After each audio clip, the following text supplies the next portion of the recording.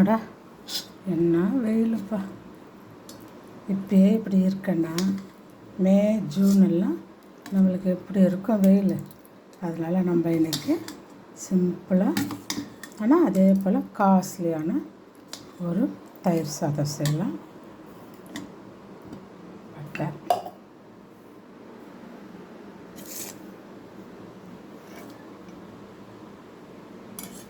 தயிர்,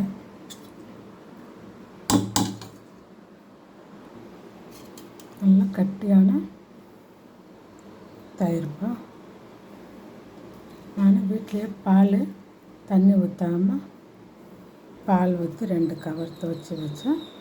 இது நல்ல டேஸ்ட்டாகவும் இருக்கும், ருசியாகவும் இருக்கும். கடையில் வாங்குறது தண்ணியாக இருக்கும் தயிர் நம்மளுக்கு.